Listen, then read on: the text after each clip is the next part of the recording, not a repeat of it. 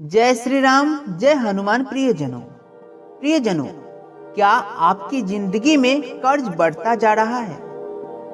मेहनत के बावजूद भी रास्ते बंद दिखाई देते हैं। घर में अशांति है, मन बेचैन रहता है, रातों की नींद उड़ चुकी है। तो जरा रुकिए, आज की ये वीडियो आपके जीवन का सबसे अहम मोड़ बन सकती है, क्योंकि आज मैं आपको बताने वाला हूँ, कोई टोटका ये नहीं है, कोई तंत्र मंत्र भी नहीं है, कोई ढोंगी वाला बात भी नहीं है, बल्कि हनुमान चालीसा पढ़ने का वो तरीका जिससे सही विधि से करने पर हनुमान जी स्वयं आपकी जिंदगी के बोझ उठा लेते हैं। लेकिन ध्यान रखिए, अगर आपने ये वीडियो बीच में छोड़ दी तो आप उस रहस्य से वंचित रह जाएंगे जो आपके दुखों का अंत कर सकता है।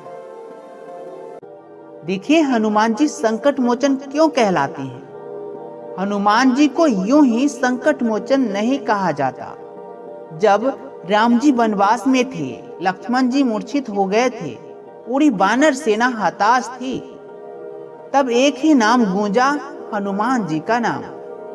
क्योंकि जहां मनुष्य की शक्ति खत्म होता है, वहीं से हनुमान जी की कृपा शुरू होती है। आज भी जो व्यक्ति सच्चे मन से हनुमान चालीसा पढ़ता है, वह कभी अकेला नहीं रहता।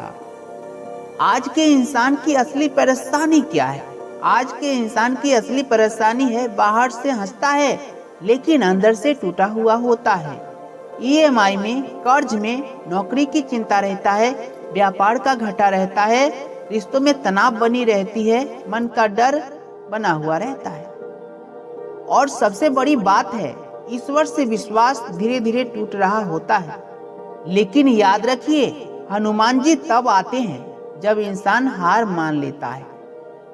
देखिए, हनुमान चालीसा सिर्फ पाठ नहीं, एक शक्ति है। अधिकतर लोग हनुमान चालीसा पढ़ता है लेकिन परिणाम नहीं मिलता। आखिर क्यों?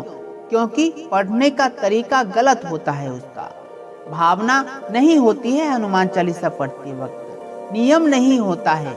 उसकी श्रद्धा हनुमान चालीसा पढ़ते वक्त हनुमान जी पर अधूरी होती है। आज मैं आपको बताऊंगा हनुमान चालीसा पढ़ने की वो विधि जिसे करने से रुके हुए काम चलने लगते हैं, कर्ज का बोझ हल्का होने लगता है, दुश्मन शांत हो जाते हैं, डर अपने आप खत्म होने लगते हैं।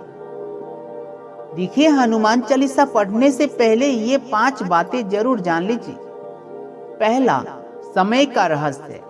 हनुमान चालीसा ब्रह्म मुहूर्त में या मंगलवार और शनिवार की सुबह सबसे ज्यादा प्रभावशाली होती है। अगर सुबह संभव हो तो रात को सोने से पहले भी कर सकते हैं। दूसरा, आसन और दिशा। हनुमान जी की पूजा हमेशा पूर्व दिशा या उत्तर दिशा की ओर मुख करके करें। नीचे जमीन पर लाल कपड़ा बिछाए और उसी पर बैठे।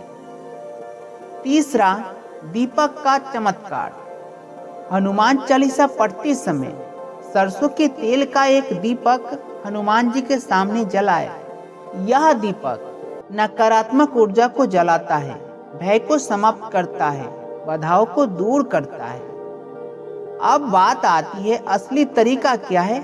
ध्यान से सुनिए, यहाँ से वीडियो छोड़ना भी मत। हनुमान चालीसा पढ़ने की चमत्कारी विधि है। सबसे पहले आंख बंद करें, 3 गहरी सांस ले, मन में कहे, हे बजरंगबली, मैं थक गया हूँ, अब सब कुछ आपको सौंपता हूँ। अब हनुमान चालीसा पढ़ते समय ये करें, हर चौपाई को समझते हुए पढ़े, जल्दबाजी नहीं करें। हनुमान चालीसा मोबाइल को देखते हुए नहीं पढ़ना है। मन कहीं और है, हनुमान चालीसा पढ़ रहे हैं, ऐसा भी नहीं करना है। जब आप पढ़ ले, संकट ते हनुमान छुड़ावे, तो अपने सबसे बड़ी परेशानी मन में याद करें। अब बात आती है कि कितनी बार पढ़नी चाहिए हनुमान चालीसा। अगर कर्ज बहुत ज्यादा है तो 7 बार पढ़िए, मानसिक तनाव है तो 5 बार पढ़िए, डर और शत्रु बाधा है तो 11 बार हनुमान चालीसा पढ़िए। लेकिन सबसे बड़ी बात है, नियम टूटना नहीं चाहिए। यही सबसे सच्ची और कड़वी बात है कि नियम से हनुमान चालीसा पढ़ना है। अब मैं आपको इसके संदर्भ में एक सच्ची घटना सुना रहा हूँ। एक व्यक्ति था, कर्ज इतना बढ़ चुका था कि घर बिकने की नौबत आ गई थी। उसके लिए हर घर की दरवाजा बंद हो चुका था, हर रास्ता उसके लिए अंधेरा था। उसने ये ठाना कि 40 दिन तक वह इस विधि से हनुमान चालीसा पढ़ेगा। उसने ऐसा ही किया। जब 40वें दिन आया तो उसे ऐसा समाधान मिला जिसकी उसने कल्पना भी नहीं की थी। आज वह व्यक्ति कहता है, मैं नहीं बदला, हनुमान जी ने मेरी किस्मत बदल दी। देखिए, ये 5 गलतियां भूलकर भी मत करना। गुस्से में पढ़ना हनुमान चालीसा, दिखावे के लिए हनुमान चालीसा पढ़ना, हनुमान चालीसा पढ़ते पढ़ते बीच में छोड़ देना, शराब या मांस के बाद पढ़ना हनुमान चालीसा, बिना हनुमान जी के विश्वास का हनुमान चालीसा पढ़ना। हनुमान जी भाव के भूखे हैं, शब्दों के नहीं। हनुमान जी की भक्ति का असली अर्थ, भक्ति का मतलब है सिर्फ मांगना नहीं, भक्ति का मतलब है समर्पण, भरोसा, धैर्य। जब आप कहते हो जो होगा अच्छा होगा, तभी हनुमान जी काम संभालते हैं। हनुमान चालीसा पढ़ने के बाद अब क्या करें? ये बात बहुत सारे लोगों के मन में, बहुत सारे भक्त के मन में आता रहता है। पाठ के बाद 2 मिनट चुप बैठिए और मन में कहिए, हे पवन पुत्र, हे रामदूत, अब मेरी चिंता आपकी है, यकीन मानिए। मन हल्का हो जाएगा।